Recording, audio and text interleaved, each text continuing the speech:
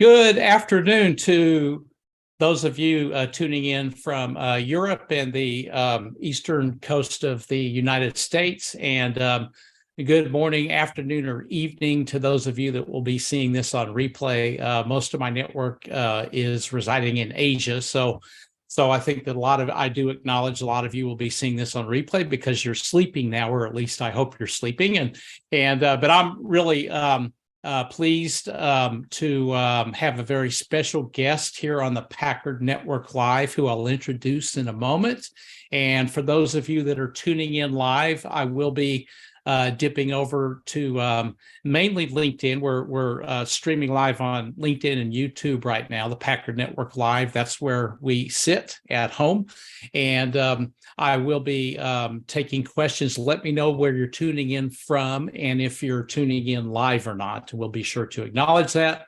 And one more point for those of you that are seeing this on replay, do feel free to engage with my special guest and I on any of the topics that we're talking about, and we'll make sure that we do respond and address your questions as well. So with that, I'd like to welcome a very special guest on this Friday, Teresa Quinlan. Teresa, welcome to the program. Hi, Brett. Thanks for having me. It's my pleasure as well. And Teresa is an executive coach, a leadership specialist, a master facilitator, a speaker, and she works with teams of all natures to build emotionally intelligent, resilient organizations. We're going to talk a bit about what all of that could mean for you as an individual as well throughout our conversation.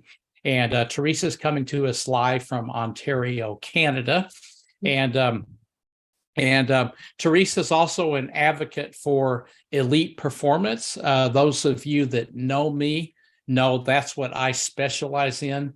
I help elite performers continue to live in the first decile despite adversity and changing market conditions. So Teresa and I were actually able to meet courtesy of a mutual connection, Mr. Gary Spencer, who I know will be tuning into this. And Gary, if you're on right now, I'll look at this in a minute, but I want to look at the camera here and really get a proper introduction to Teresa first as well. So thank you for that, Gary, as well.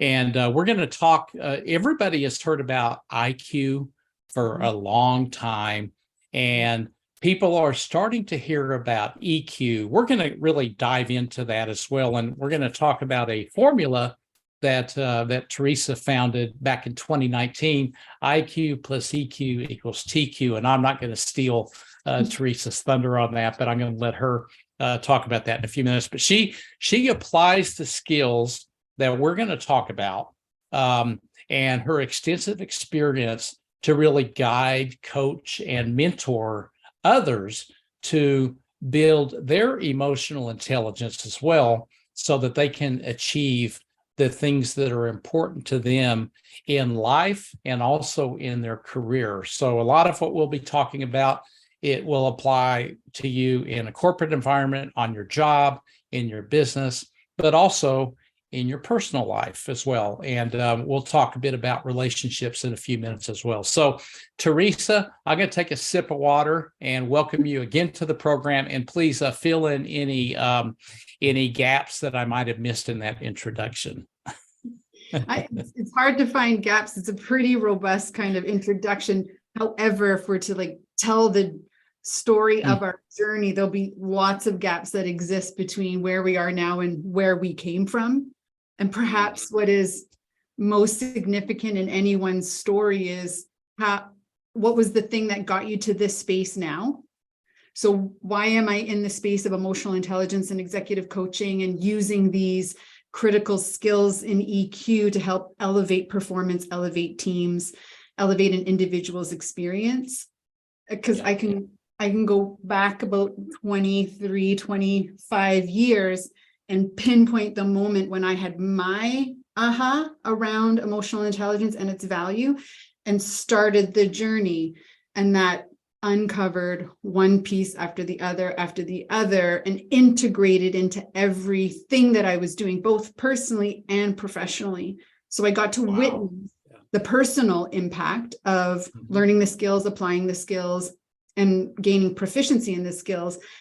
But then by integrating it into the professional aspect, because I was in learning and development for 16 years, so I was responsible for leadership development and building leadership development from the ground up. I got to see the impact of incorporating this into our leadership training and the difference it made between when we didn't incorporate it and when we did. Wow, that's fantastic. I'm going to, in just a moment, I want to dip over to those that are tuning in live in a second, but I want to dip into that aha moment that you mentioned as well, because I can tell through your body language and also the tone of your voice when you were talking about that was really a big time in your life. And now you fast forward to what you're doing today, and it's obviously this is a topic that you and I are talking about today that is very important to you personally in your own mission in life. So, and that's what makes you the professional that you are as well. That's for a different line of work that I'm in. That's what makes me the professional that I am as well. Something pursuing that we're incredibly passionate about, and that really is where you see world-class people delivering professional services that actually serve others. We're servant leaders as well. So we'll talk more about that a little bit. Just a sec, Teresa. So we have Gary is here. Gary, thank you very much. And I acknowledged you at the beginning. Thank you for tuning in live. And I know you'll probably have quite a bit to ask and talk about. Feel free as well. Keisha Sheikh is here. My really good friend in my network is here from the UK as well. We have Carol White here from one of my favorite places in the world that I spent a lot of time in, Harare, Zimbabwe. I spent a couple of years down in Southern Africa and just love Harare as well. Thank you, Carol, for tuning in as well. It's really great to have you here. And we have Molly here from one of my absolute favorite places in Southern Africa that I spent more than a year living in Lusaka, Zambia. Molly, thank you so much for tuning in as well, and really appreciate that. And we have some more people trickling in, so let me know where you're from. Tee up your questions and the dialogue, and we'll make sure that we incorporate anything. Or if you just want to sit back and learn, get out your notebook, and Teresa and I are going to prepare some great advice. Teresa, back to you. Why don't you tell us a little bit about that aha moment earlier in your life, what that was like, and how that might have been a spark plug for putting you on the track that you're on today to serve other people. I was 26 in the throes of a mother-daughter relationship that was volatile, I think and it's an appropriate word to use in this instance. We were like oil and water a little bit, and not just, in my 20s where we're like that. We were kind of like that quite a bit, butt heads a little bit. And so in my late 20s, I had a moment at a family gathering where a friend of mine that I had known for almost a year, I'd known him outside of any family interaction. So he had never seen me with family before. So he's only really seen me professionally and socially. And then he came to this family gathering.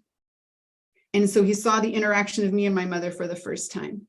And he pulled me aside and he said, "What's wrong with you? Why are you being such an asshole?" I mean, that's what he said. So I'll say the word out loud. That's okay. And I had the moment of like, I know, like, can you believe it? Can you believe what she's like and what I have to handle and what I have to deal with? And and he looked at me with this look that is like, I don't get it. I don't understand what's happening here. And this was not the first time that someone had brought this to my attention, that why here are you like this? You're not like this anywhere else. And I heard myself responding with the, can you believe it? I can't do anything about it sort of excuse. And I called BS on myself because I heard myself make that excuse over and over and over again, pointing the fingers outward, blaming them for how I was responding. And when I went home that night, I sort of had this reflective moment. It was very disruptive in the sense that was like a really high intensity ping pong match going on, where I was trying to justify myself, and then I could hear myself saying that's not accurate, and then trying to justify myself and hearing that's not accurate. So anytime I need to learn something about what might be going on within myself, I head straight to the bookstore. And of course, this is 25 years ago, so bookstores look very different. I went to the self-help. Oh, sure. They were real bookstores then, right? And really small, right? So like the self-help section was, I think, maybe it wasn't 2 rows of books. It was like 2 shelves of books. And most often in bookstores, they have books binding out, face out, binding out, face out. And so I'm scanning the bookshelf, and lo and behold, the face out book on the shelf was called Mama Drama. It's like the universe said, you need to read this book. So I grabbed it, and like, purchaser, a consumer does, you start reading the book in the bookstore to make sure this is the book for me. And within the first few pages, 2 things hit me in the face so hard. One was, no one makes you feel anything, you choose. And the second was, stop giving away your power. Every time you allow someone's actions to determine yours, you give away all of your power. And these 2 things rocked me to my core. And I thought, I have to show up in the way that I want to show up, and stop allowing what my mother might be doing or our history to determine how I'm going to react. Now, that was the pivot. And then the work started, because it was a lot of personal work, self-mastery work on repeat to break habits.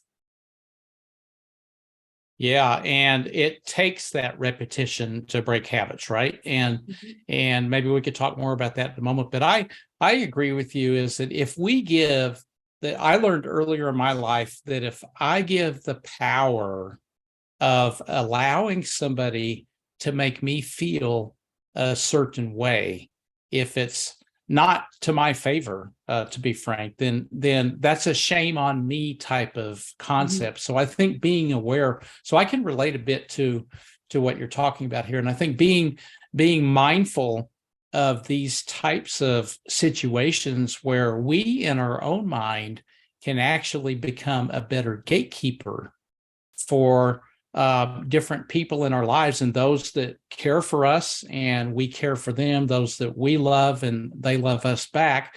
Obviously, there's no gate, right? We just let that flow freely in as well. But sometimes there are obstacles there that we need to be aware of. And in order to be aware of that, we have greater control than what we might think, right? Yes. And the other part of that is claiming personal responsibility. I was creating the experience I was having based on how I interpreted her words or her actions.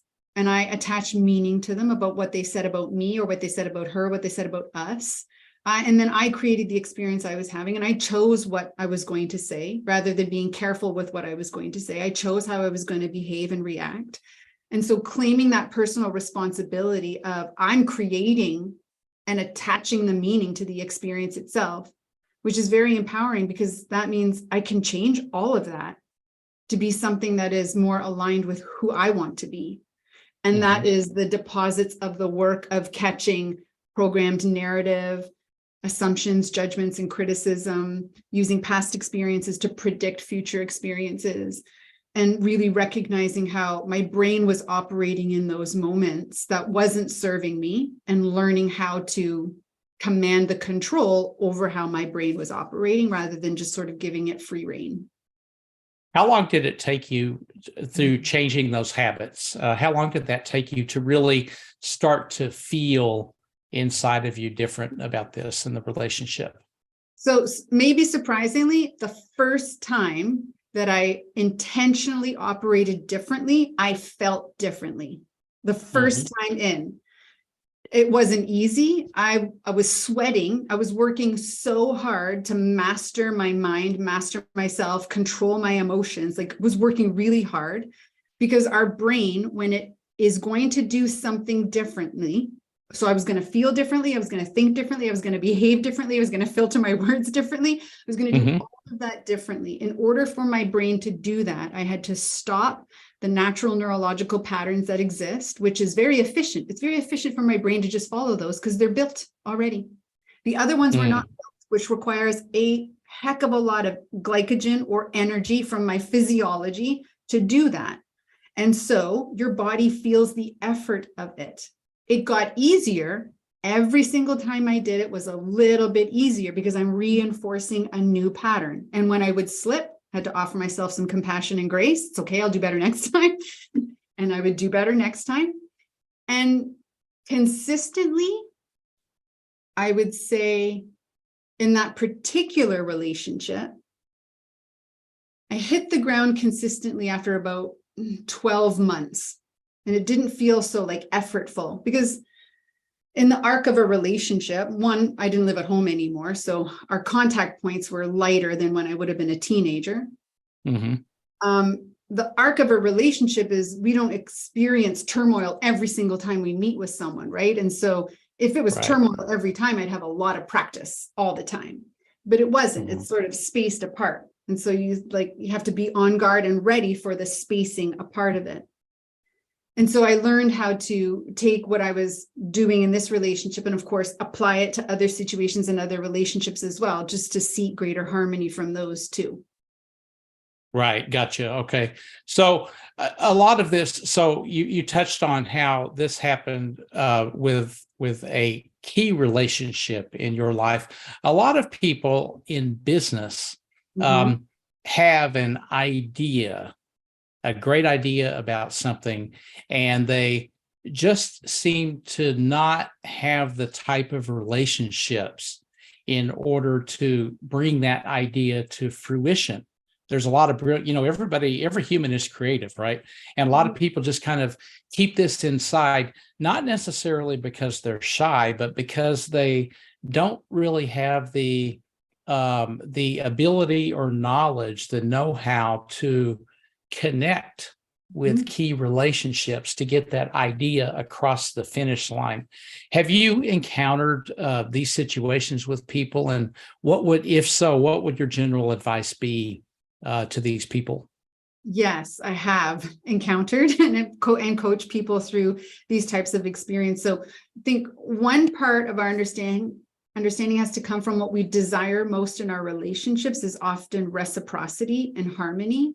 So the equality of what's in a relationship, that encourages the byproducts of trust and psychological safety. And when we're in trust and psychological safety, that generally feeds into the cycle of doing the consistent deposits that lead to trust and psychological safety, doing the consistent deposits that are a part of reciprocity, which are things like showing empathy in a relationship, which are asserting ourselves in a relationship, being vulnerable in a relationship, and authentic. Those are the kinds of things that create the climate for trust and psychological safety to exist. But we can also, in the workplace, be very demanding of this reciprocity, meaning I must have this type of a relationship in order for me to share an idea.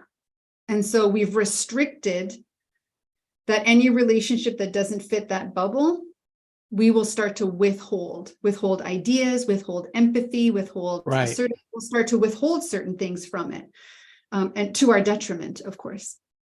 Right. It's happened to me before until I learned how to better manage it, right? Being aware of it, then you can better manage it as well. But there's a lot of I think disappointment that happens in a corporate environment when people have these amazing ideas, but they're just not able to. They might communicate them, but they just can't get them across the finish line because of this very topic that you're talking about, right? You tend to just keep it inside. Yes, or we tend to put it out there and it sort of stalls because we don't know how to reinforce or dig a little deeper into the conversation or stand up to conflict or disagreement.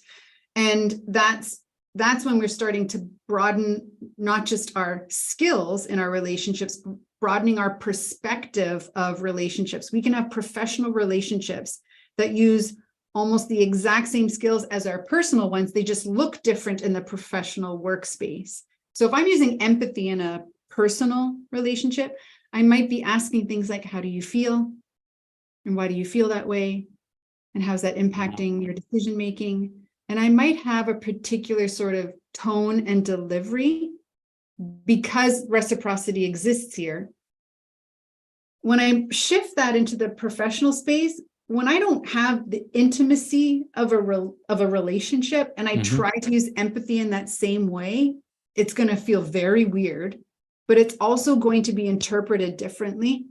So people on the receiving end could get their back up against to it. And so what they serve us back is that sort of defensiveness to it. So a skill does not have a singular demonstration. A skill has multiple demonstrations. And this is our toolkit in our relationship skill, is learning how to use a tool in multiple ways across different relationships so that it can be beneficial to us. Yeah, I mean, to me, Teresa, nothing is more irritating than somebody asking me, and I'm talking about corporate environment here.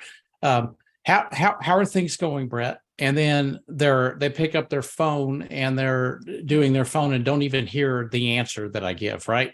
And then the next time they do the same thing, I'm less likely to be forthright with them because I don't really believe they're genuinely asking how I feel. What would your advice be in that particular case? Other than not pick up the phone when you ask somebody how they're doing. I'm like, for whom? My advice for the person picking up the phone? Or for both. Yeah. On the receiving end of it, right? So if we're on the receiving end of what we would consider bad behavior, because that's bad behavior, the first thing we're going to notice is we're going to emotionally respond to it. So we're going to have physical signals that tell us we don't like that. And in our not liking of something, so in our negative emotional response, we're going to trigger a thinking pattern. And that thinking pattern could be of malicious intent, character flaw. So we start to tell villain-based stories of this individual. And that informs what we're going to do next. And sometimes what we do next is we rise to violence. And so we will say something like, why would you ask me that question and then pick up your phone? Like, you don't seem to care about anyone. So we get into the violent state of response, or we might move to a silent based response in which we withdraw. Yeah. That's a big one in today's world, I think, where people, especially when you add in the new angle of a remote working environment, where people might just silently check out, right? And they just say, not genuine. I don't really want to work for this person. We see a lot of that in the United States today. Yeah, and likely globally. I don't think it's just a US based thing. Although culture is a big part of the behaviors that we do see on repeat.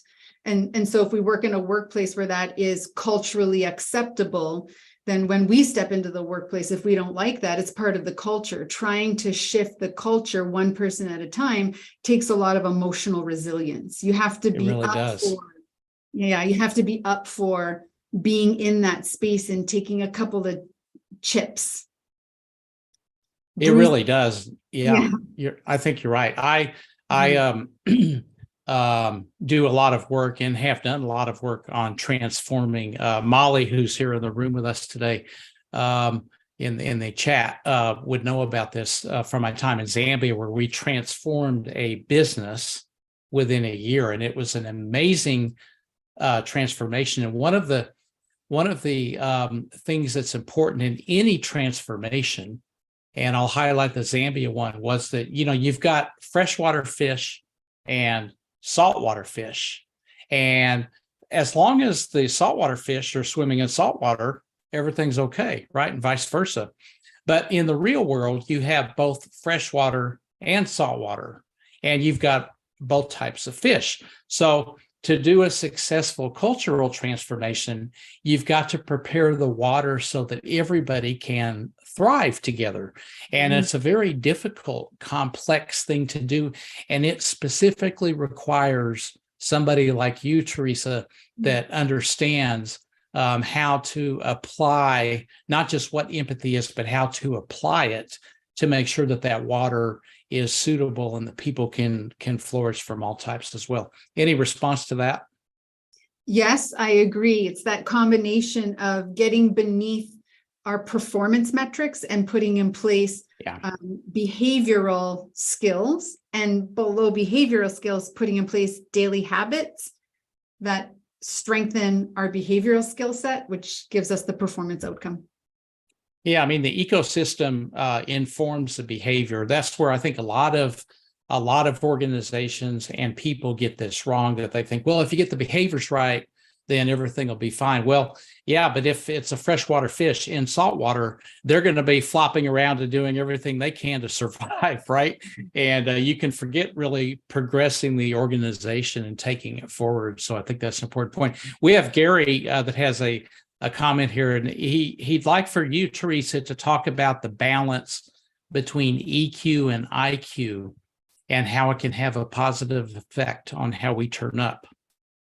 So in this particular example you've given of, I'm in a space, my leader or peer or someone asks me, how are you doing? And after that question leaves their tongue, they turn to their phone and they pick it up.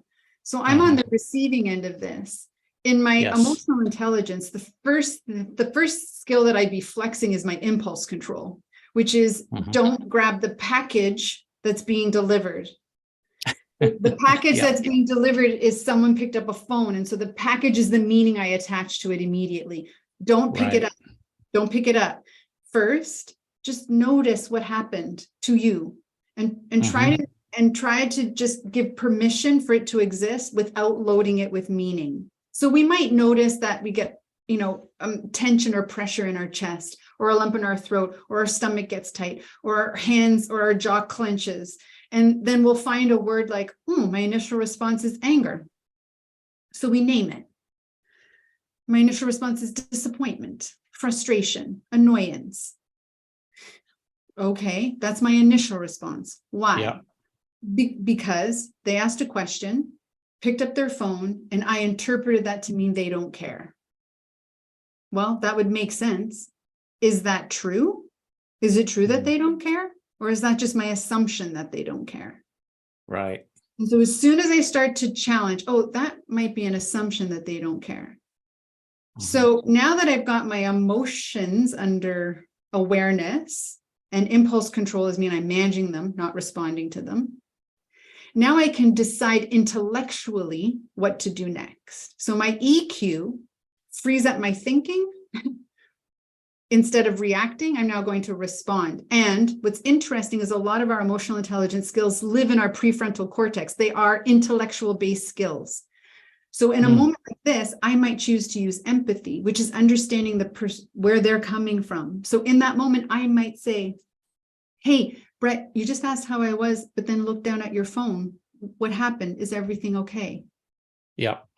And immediately, that demonstration is calling them up in their behavior without calling them out on their behavior. Yeah, no anger in that one. No anger. I could say it differently. I'm like, why would you pick up your phone and then ask me how I am and pick up your phone? Do you not care? That could have been my response. That's the anger-based response or the disappointment response, right? Or I could even just go quiet, not say anything. And that's my disappointment-based response. And so I'm going to withdraw. So we have an opportunity in the self-mastery skills to prevent our emotions from elevating too high, that they interfere with clarity of thinking and use of an emotional intelligence skill. Right. Now, empathy was one choice. Another choice could have been assertiveness. So you could, in that moment, say, thanks so much for asking how I am, Brett. Would it be okay if you put your phone down while I told you? And that's an assertiveness. It's a request. Right. And under emotional control, the delivery of that is professional, kind, and direct. Absolutely. And lands better on people's ears and is very clear. Right. Makes sense. And do you find, though, however, Teresa, that people tend to not have the courage to actually apply something like you're talking about that makes a lot of sense, but they just, say that other person's your boss, right?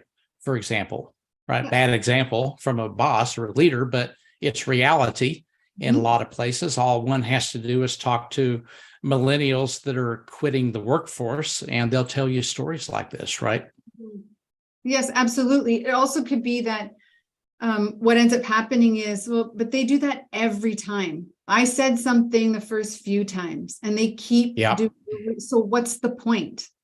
So there could be that. Like I've just sort of resolved myself to, this is what it's going to be like no matter what I want. And so I'm going to tough it out or ignore it or let it go. And those aren't necessarily bad strategies. Like the tough it out one is a terrible strategy, but the letting it go, that's not a terrible strategy. If you can let something go and not absorb it, that's a great skill. Look, this isn't about me. That behavior is not about me. I don't happen to like it, but I can separate myself. Right. That's a useful strategy. Yeah. And the courage piece is, yes, that's part of the self-perception realm. So having enough self-regard, self-confidence, and skills in assertiveness to speak up, or skills in empathy to also speak up. But that can also be a reality of the culture, as we have a very strong power dynamic in our workplace. And so speaking up, we've seen, is psychologically unsafe. I've seen other people try it, and they get stripped. And so I'm not going to stick my neck out like that, because I don't want to. Exactly. I mean, somebody, all it takes is one dressing down, so using that as an expression of somebody that actually speaks up, and then the environment becomes even more unsafe than it was before. That's all it takes, right? Yeah, it doesn't take much at all. And no matter your level of emotional intelligence or stress management or emotional resiliency or assertiveness, none of that matters in that space. Reality of, objectively, I've seen this happen over and over again. Why would I do something in conflict to what's really going on? That doesn't sound very logically robust, does it? Mm-hmm. It doesn't. So yeah, good. That's great examples, Teresa. Thank you. So Lisa saying this happens all the time these days. It's a great topic. Thank you, Lisa. Appreciate that. Lisa's joining from Southern California. I know Lisa. We have Dan Smolin here. Dan, whom I know, also saying great show. He's tuning in live from Northern Virginia, and he's got a question for you, Teresa, which is, what language frames would you suggest to get the C-suite to recognize that EQ training and empowerment is an investment, not a cost? And this is a big one, because we all know that there's two parts of any business that are the first to go when there's revenue pressure. One is marketing, and the other is learning and development. And I'm sure you've had to deal with this, and you probably still do.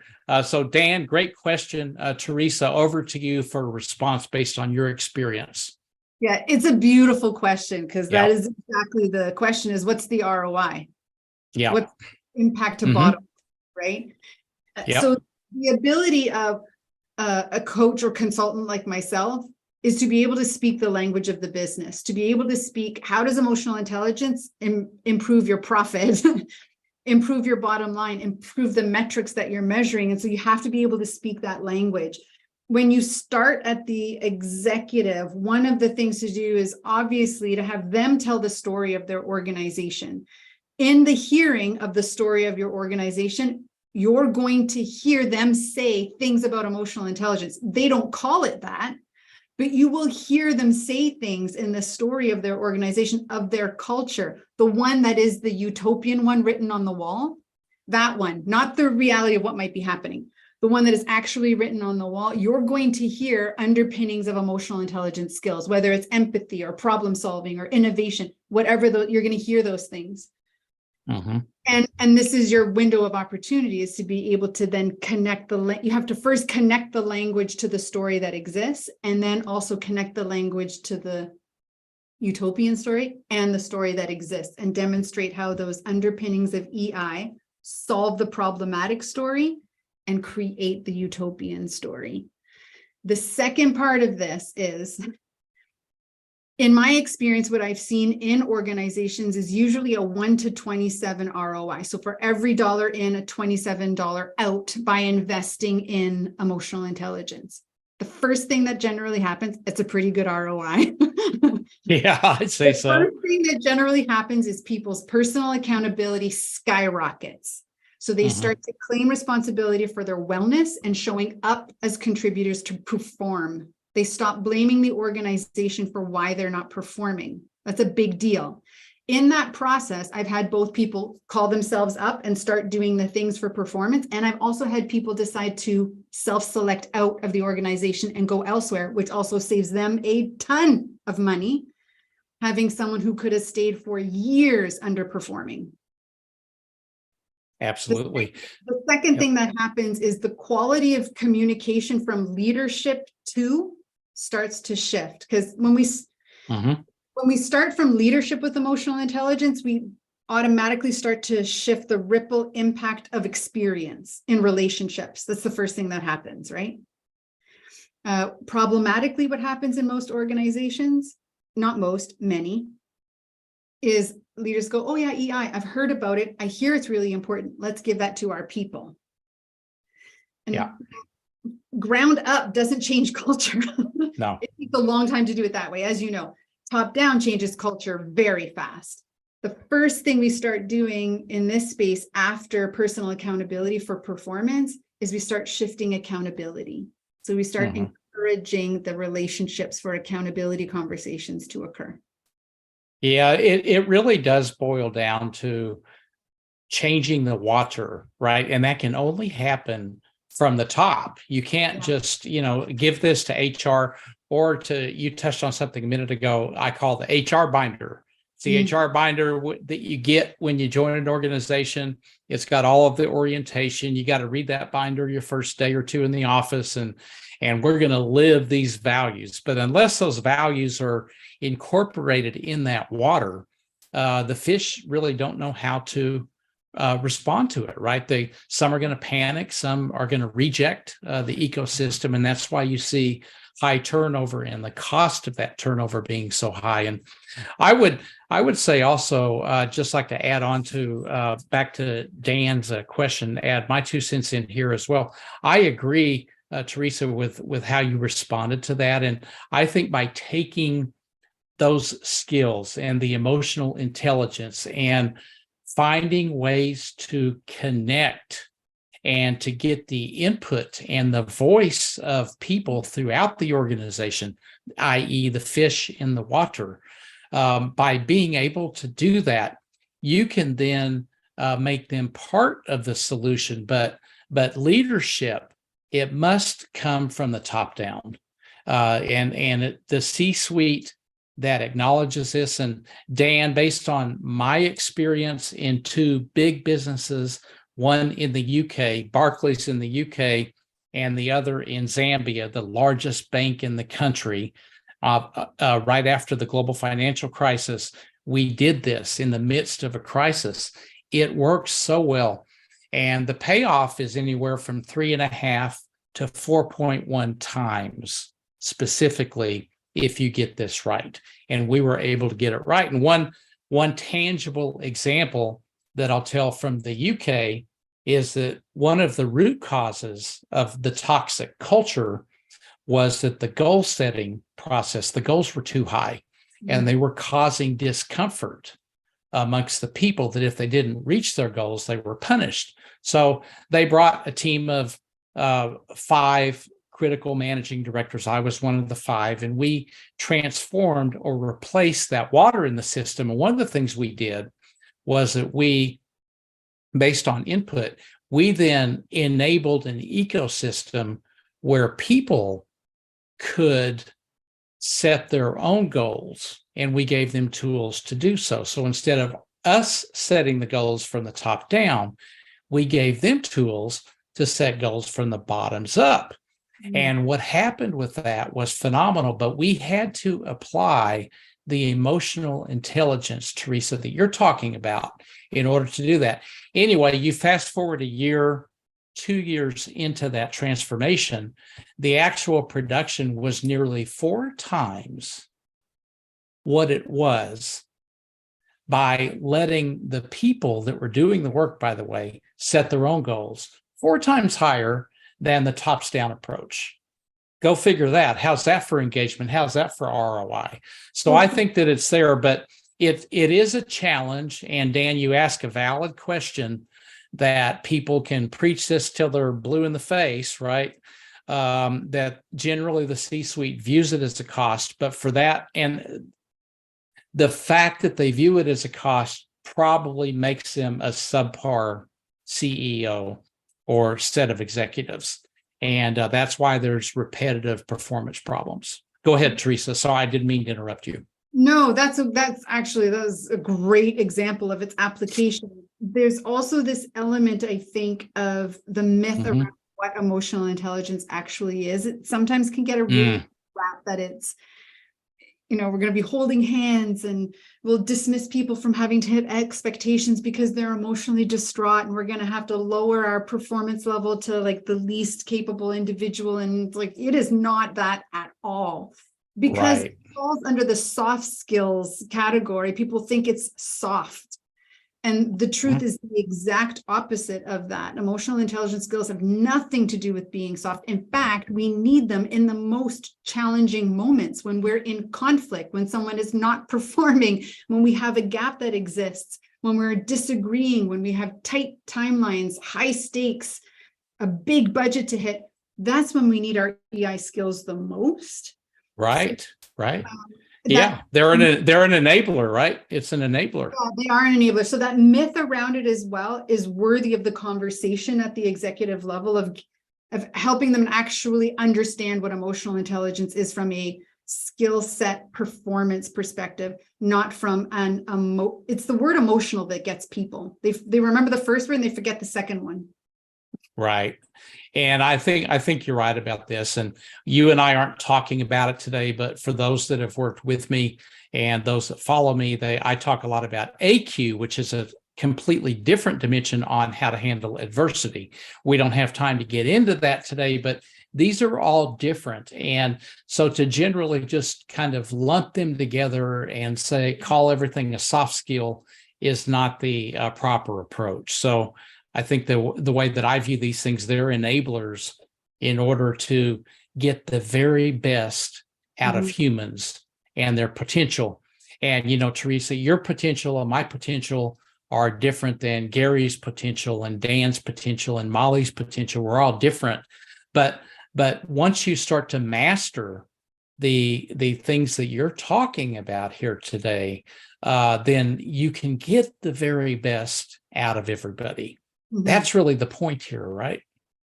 It is, yeah. And it starts with us. So the claiming responsibility for how do I position myself to get the best out of myself? So how do how am I self-actualizing? How am I pursuing what's meaningful and fulfilling to me and capitalizing on my strengths? How often do I put myself in the arena of my strengths compared to the arena of my weaknesses? And if we draw the line of that to relationships, when I am in my arena of weaknesses, what are the relationships I've surrounded myself with that I can call upon to lend a hand where I need to lend a hand? Do I have the self-confidence to ask for help, to learn from someone else, to be mentored? Or do I prevent myself from doing any of that? So I withdraw from relationships because I'm afraid of what people might think of me. Now I'm incompetent, especially if we see this existing at the C level. Then we start to really notice how we break down as far as performance goes, but we also set the culture for no one to do these kinds of things that are necessary. Right. That's exactly right. And it all starts there. Gary just said that EQ was the best investment he's made the past 2 years as a businessman, a father, and a husband. That's pretty powerful. Thank you for sharing that, Gary. That definitely means a lot. Teresa, let's talk for a moment a little bit more specifically about what you do to help people with all of this. So maybe people are either aware of it, they're not aware of it. Can you tell us a little bit about some of the approaches that you use either inside a company or with a group of individuals, your choice? And I'll just kind of open it up here for you to talk a little bit more specifically for those wanting to go deeper and to take that dive into personal development, which you and I both know it's the best risk-free investment anybody can make. It's not a cost, right? It's an investment. So over to you. Thank you. The approach can be multifaceted. So Mhm. custom design can occur for anyone that's really seeking out the experience. And that's really the best part, right? So a needs assessment will uncover the best way to approach achieving the goals and the metrics and the outcomes that are desired. So one of the most effective ways is to start with that needs assessment, the discovery call. What are the pain points? What are the goals that are desired to be achieved? And this goes for whether we're talking about an organization or an individual. It's the same thing. What's the gap we're trying to close here? And so we use the EQI 2.0 assessment as a measuring tool. In an organization, it's the most valid and reliable assessment that's available for emotional intelligence, which basically means it measures what it says it's measuring, the skills related to our EQ. And there are 15 skills that it's measuring that cross 5 different realms. When we use them within an organization, what we're attempting to do in that process is close the gap between people's strong skills and weak skills and have a balanced level of skills, which means individuals are much more consistent in their performance and they're much less impacted by their emotional state. So whether I am feeling happy, angry, well or unwell, comfortable or uncomfortable, I can maintain peak performance. In addressing it as individuals, you elevate the individual's performance, the whole team starts to elevate. But we can also go at it from a team-oriented perspective. We can measure the collective emotional intelligence of a team that's operating together and pull out their strengths and emotional intelligence so we can ensure they're leveraging those when things get tough, but also address the weaknesses that crumble them. So when they are together, the weaknesses is what derails them from being efficient, effective, making solid decisions, and moving the business forward. And when I've worked with companies and they've done this kind of stuff, the most significant outcome I have seen is a company moved over the course of 2 years from what they earned profit annually to what they were earning profit monthly. And that was mind-blowing for me and also mind-blowing for them. And they continue. We've been 4 years together now. They continue. Every new leader, it is almost a mandatory experience that they come into one-on-one EQ because they understand that if all of us have it, we all elevate. If one of us doesn't, it's a sieve. Things get lost out of the bottom. And so they know we don't want any sieves existing in the organization. Right. Yeah, I think that's a great example that you just talked about how you can help. And an organization that puts people before profits today is bucking the majority. Okay. I mean, the majority are not that way. Okay. The majority are the reverse of a philosophy of shareholder value first that really became popular back in the 1970s and has become institutionalized. And that's what's driving a lot of the toxic behavior in organizations. And then something like a pandemic comes along and strikes the entire global economy, and how companies and the C-suite responds to those types of shocks to the system really defines what they're going to look like in the future, right? And so I think putting people first, it becomes then very clear, while this is a solid investment to take these steps to help develop areas for the people that actually need it the most, which is the C-suite, right? Yes. And anyone in a position of leadership, because the ripple, the higher the leader, the more the ripple impact. Yeah, I mean, for those of you that are unit managers, you know, you should do this with your team. Let's say that there are pockets of your organization that are toxic, okay? And if for whatever reason, I mean, if it were me, I would leave. But for whatever reason, if you're there and maybe a lot of you are still there because you care about your team. You put together your team. Do this for yourself and for your team, because the marketplace, even if your company doesn't reward you for it today, the marketplace will. So you and your team can pick up and go somewhere else, right? But make the investment in you and your people with what Teresa's talking about here, because that investment will make you more valuable. And that marketplace will reward all of you for doing that. Any comments on that, Teresa? Do you agree or disagree or want to add to that? Yeah, I actually agree heavily. And I've even encouraged individuals to ensure when they're updating their CV to put on it that they have had emotional intelligence development coaching training, because we get hired a lot for our technical skill and experience, but we get fired for behavioral crap that goes on, right? So it's I think we forget that more and more as emotional intelligence, and it hasn't been just recent, it's been a decade plus, it tops the list of what employers are looking for. Sometimes we don't know why we're looking for it, but it's trendy, so I'm looking for it. To put it directly on your CV or your resume to highlight that you have this coaching and skill development already present is a bonus. It's an asset for you to bring into another organization as well. Absolutely. And remember that this is what professional athletes do, right? Just look at what Ronaldo and Lionel Messi, two of the greatest players in the history of football. Look what they've recently done. They're both in Saudi right now, which, speaking of Saudi, we have my friend Ambreen, Nadeem here. Ambreen, thank you for tuning in as well. All of you must follow Ambreen and read her book. Okay, it's at the top of many lists as well. She's amazing. But you just look at, that's what professional athletes do. That's what elite performers do, is that if they're not valued where they're at, they're not going to pout and just stay quiet.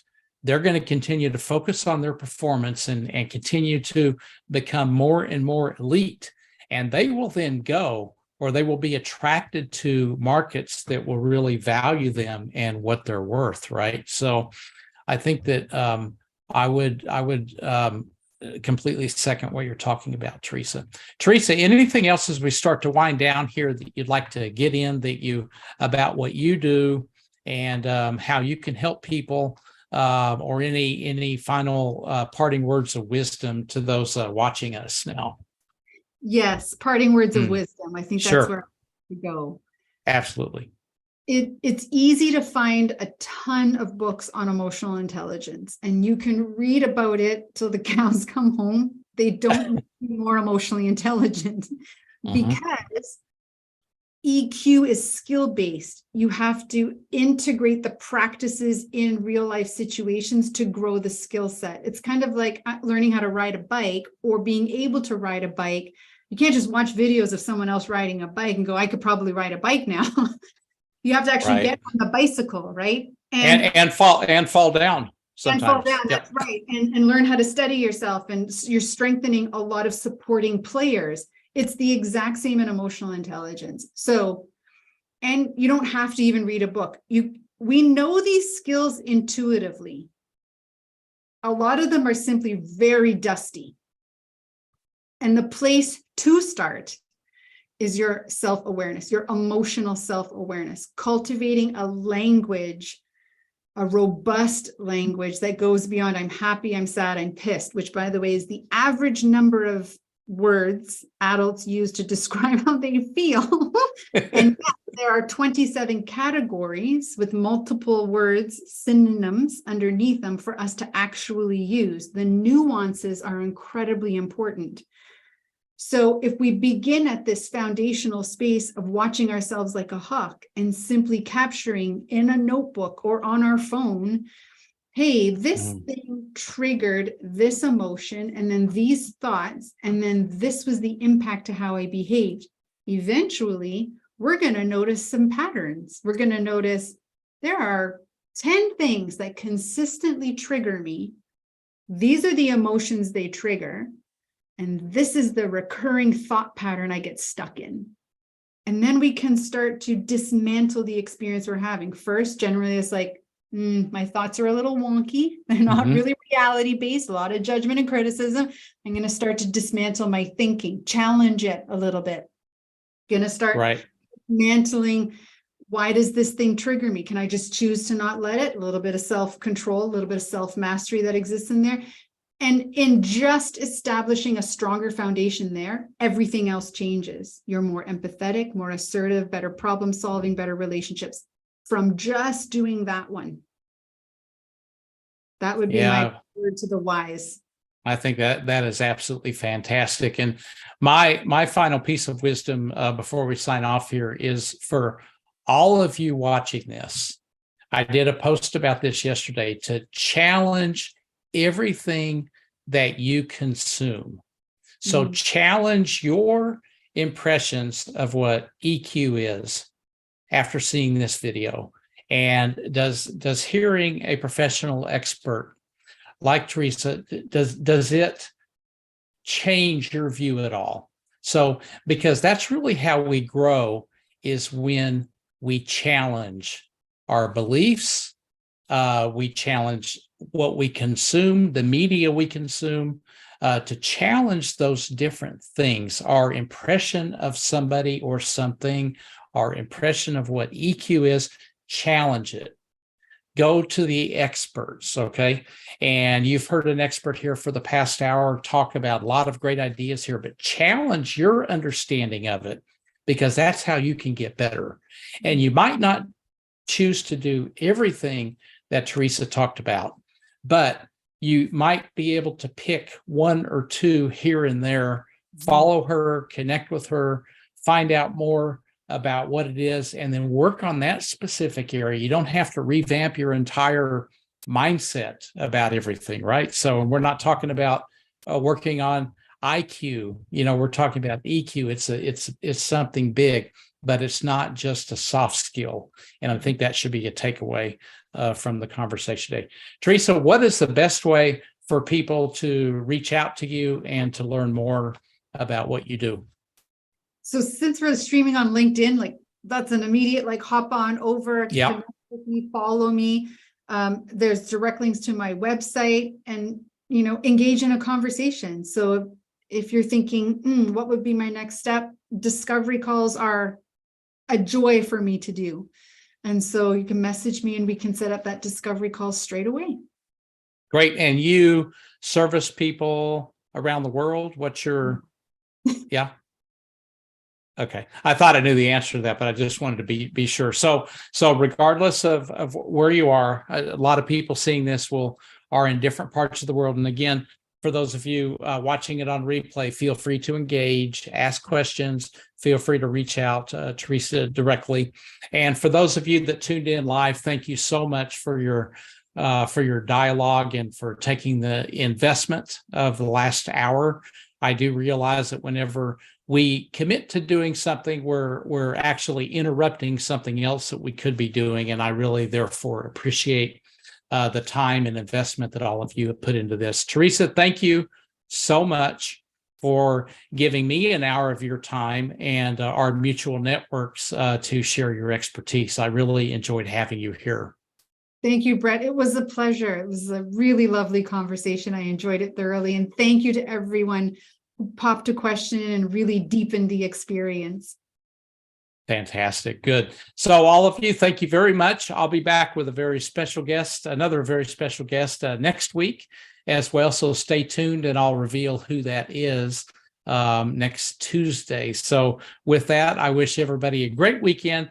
And for those celebrating, a very happy Lunar New Year, which is on Sunday, and it is the year of the water rabbit. So very happy Lunar New Year to all of you celebrating as well. So thank you with that, and good night, good afternoon, and good